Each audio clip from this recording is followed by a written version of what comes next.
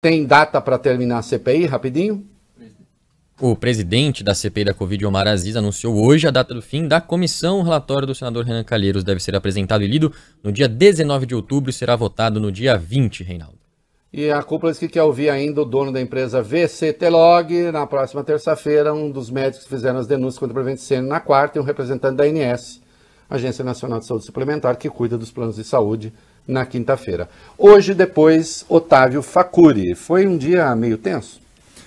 Foi, Reinaldo. Ele é suspeito de financiar canais que divulgam fake news sobre a pandemia. Facuri também é presidente estadual do PTB, de Roberto Jefferson, em São Paulo, e ele negou ser o financiador desses sites e atacou as vacinas contra a Covid. Disse que elas são experimentais. Ele defendeu também os medicamentos do kit Covid e que ele chamou de eficazes contra a doença. Foi confrontado, então, pelos senadores e ele se defendeu dizendo que era liberdade de expressão. Ô, Bob, nem precisa, liberdade de expressão, nem precisa colocar aí a resposta que eu vou lembrar qual foi a resposta do Randolph, no horário de São Paulo, mas preste atenção.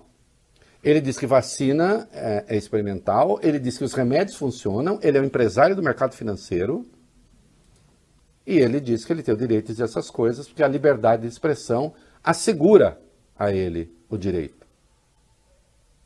Será mesmo? No horário de São Paulo, eu conversarei 4 minutos. Mais uma vez, faço questão para estabelecer os limites entre a liberdade de expressão e o crime. Isso é muito importante. Gozado, ele é antivacina, mas menos na hora de financiar empresas envolvidas com compra de vacinas. Olha só. O empresário bolsonarista Otávio Facuri se disse contra vacinas, mas, como você disse, financiou um instituto que negociou vacinas da Covid-19. Ele admitiu esse financiamento na CPI. É o chamado Instituto Força Brasil. Ele é o vice-presidente. O Força Brasil, Reinaldo, é uma entidade bolsonarista que tentou intermediar a negociação daquelas vacinas que não existiam entre a Davat Medical Supply e o Ministério da Saúde. O presidente do instituto, o Elcio Bruno, foi o responsável por aproximar a Davat do então secretário executivo da pasta, o Elcio Franco. Então vocês vejam, poderia pelo menos haver a coerência interna. Não? Mas não. Tá, eu sou contra a vacina, mas apareceu uma oportunidade de negócios envolvendo compra de vacinas, ainda que elas não existam.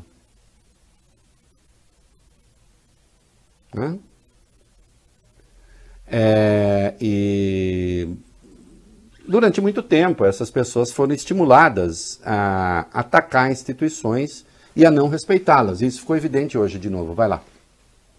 E aí o vice-presidente da comissão, da CPI, o Randolfo Rodrigues, perguntou se o Otávio Facuri iria retirar e pedir desculpas pelos ataques proferidos em redes sociais contra os senadores da CPI. Aí ele disse que não, Reinaldo. Afirmou que não iria se retratar e que os senadores poderiam recorrer à justiça para buscar reparação. O Randolfo pediu o compartilhamento das postagens que sejam incluídas no inquérito, porque ele estava achando que ele estava num bate-papo com adversários políticos. É bom que ele vá à Constituição para saber quais são as prerrogativas de uma CPI.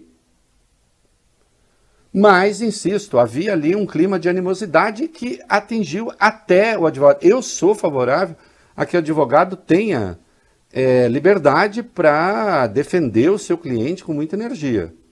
Agora, eu nunca vi advogado dar tapa na mesa, murro na mesa, diante de um juiz. E a CPI... ela tem características de atuação judicial, né? E policial. Mas eles estavam ali dispostos ao confronto. Vai lá. Durante o depoimento do empresário Otávio Facuri, senadores bateram boca na CPI da Covid e o governista, o Marcos Rogério, Reinaldo, mandou os petistas Humberto Costa e Rogério Carvalho se enxergarem e fecharem a matraca. A briga começou por causa do advogado de Facuri, que bateu a mão na mesa e exigiu que o cliente pudesse manifestar sua opinião livremente. Diante dessa reação, os senadores petistas sugeriram que o advogado fosse retirado da sala. Marcos Rogério saiu em defesa do doutor e propôs que a sessão fosse encerrada, o que não aconteceu. Claro, o senador daqui a pouco até vai lá, vai ser estapeado. Tem e-mails do caso Covaxin. Coletados pela CPI da Covid, na sede da Precisa Medicamentos, mostram que o governo brasileiro decidiu fechar o contrato pela Covaxin, mesmo sabendo que o laboratório Bharat Biotech não cumpriria o prazo e não conseguiria entregar todas as doses combinadas. Lembrando que o contrato foi fechado em 25 de fevereiro, mas a vacina não conseguiu a aprovação da Anvisa e a CGU, Controladoria Geral da União, recomendou que o negócio fosse cancelado por causa de irregularidades encontradas no processo. Olha aqui, eles gostam de dizer que não se desembolsou um tostão, e, portanto, não haveria crime. Isso não é verdade. Os crimes não foram consumados, não, porque isso também é crime. Você não chegou à conclusão da operação criminosa envolvendo dinheiro, porque tudo foi descoberto antes. Agora, é muito importante destacar que enquanto essas patuscadas eram feitas, vacinas não eram compradas, mas que existiam. Operação Global Maximiano. A Polícia Federal e o Ministério Público e a Receita fizeram hoje uma operação contra a empresa Global Gestão em Saúde. Ela é investigada pela CPI da Covid, mas a ação partiu da Polícia Federal e não a pedido dos senadores. A Global é suspeita de envolvimento em um esquema de lavagem de dinheiro, sonegação fiscal e corrupção em contratos com empresas públicas. O dono dela é o Francisco Maximiano, também proprietário da Precisa Medicamentos, também investigado pela CPI pela compra da Covaxin. Essa é a terceira ação policial em 2 semanas em endereços relacionados a Maximiano. E, segundo informa a Folha, o MPF investiga se a empresa Global repassou propina a operadores do MDB para obter um contrato de fornecimento de remédios para funcionários da Petrobras, isso ainda em 2015. Que tudo seja absolutamente investigado, né? Agora, ficou muito claro, e a CPI também prestou esse serviço, né? Estão querendo confundir delinquência com liberdade. E nos 4 minutos de São Paulo eu terei que me estender a respeito.